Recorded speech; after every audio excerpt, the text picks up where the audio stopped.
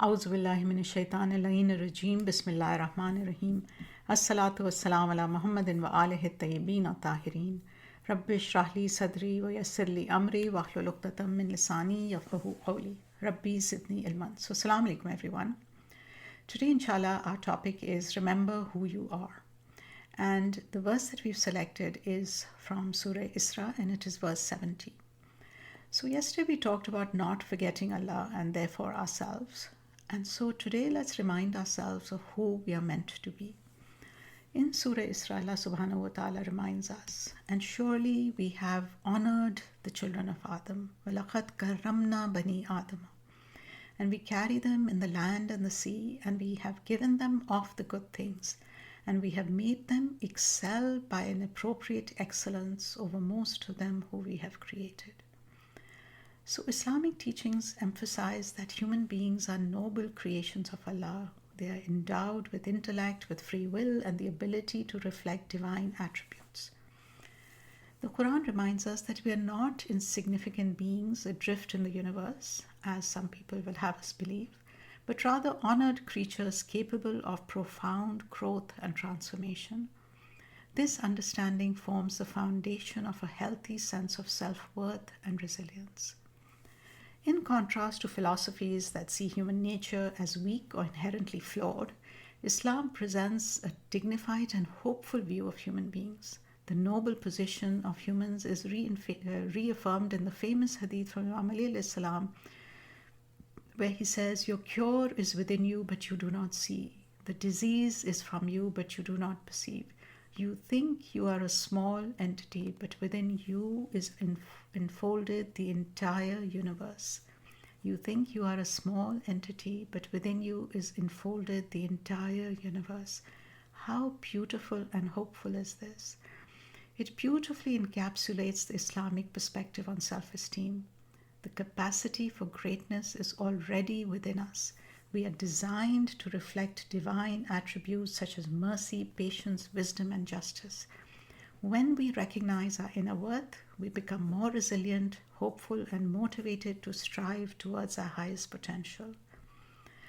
So modern psychology has had various perspectives on human nature.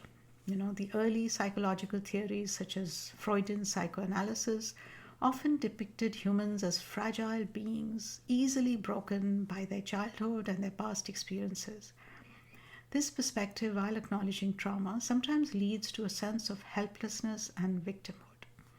In contrast, the newer versions of psychology, such as positive psychology, have introduced a more hopeful framework, emphasizing human strength, growth, and flourishing.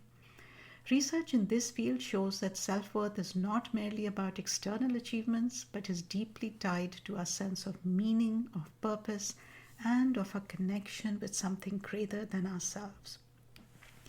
Islamic teachings, of course, align more closely with this hopeful perspective, reinforcing that every human has an innate potential for goodness, growth, and renewal.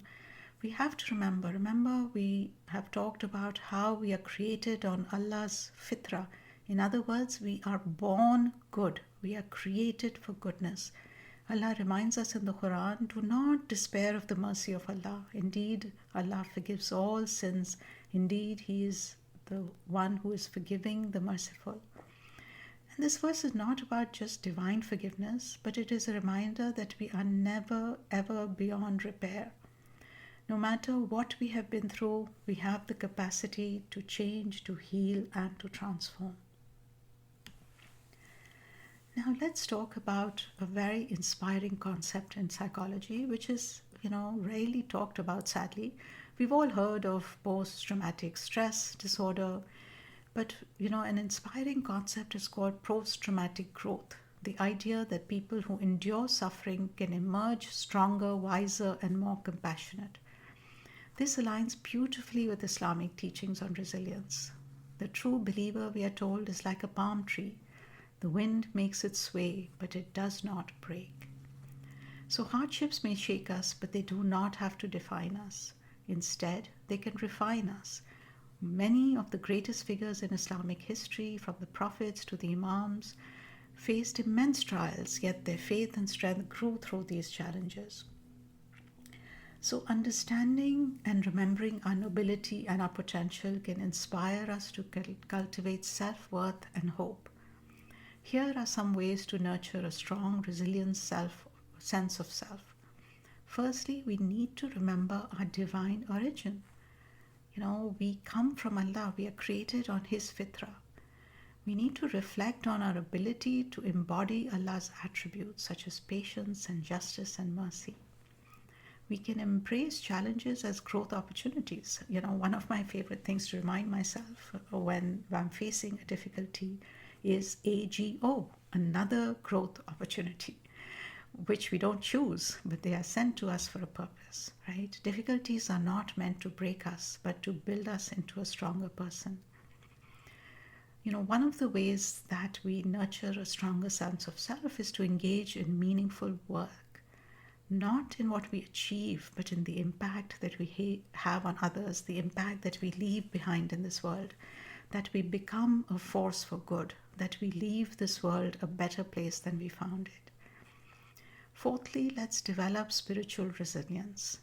And of course, the Quran can really help guide us. This is what we're doing. We are reflecting on it as a way to strengthen our inner peace and self-belief.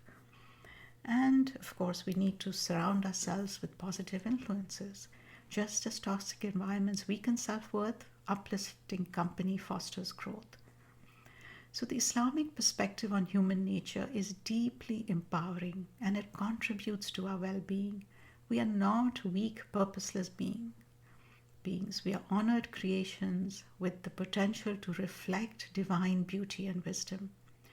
Recognizing our worth through the lens of faith allows us to live life with resilience, with hope, and with a deep sense of purpose.